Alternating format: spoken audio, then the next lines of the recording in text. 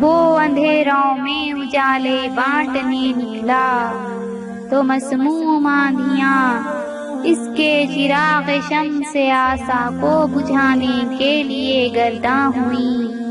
مجنون و کاہن کہہ کے اس کے علم ربانی کو اس کے وسوسوں کا روپ جانا۔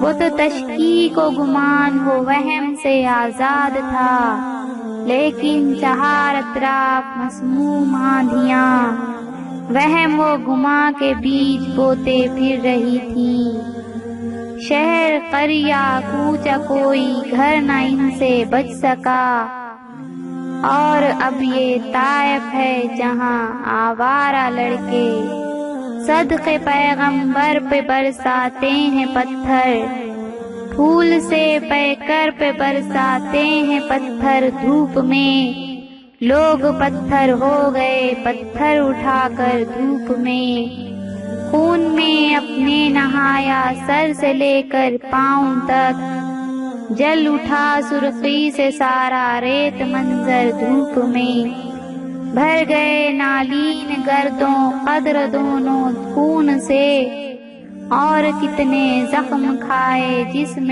اطہر۔ دھوپ میں وہ اندھیروں میں اجالے بانٹنے نکلا، مگر ان اندھیروں نے اٹھا رکھا ہو جو سر دھوپ میں۔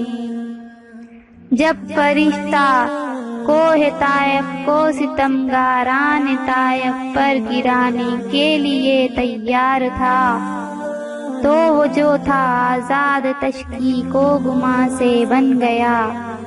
اہل طائف کے لیے رحمت کی چادر دھوپ میں، اے کہ جس نے باغ نخلا کو بنایا گھر، سلام باغ نخلا کے مسافر پر، سلام باغ نخلا کے مسافر پر، سلام۔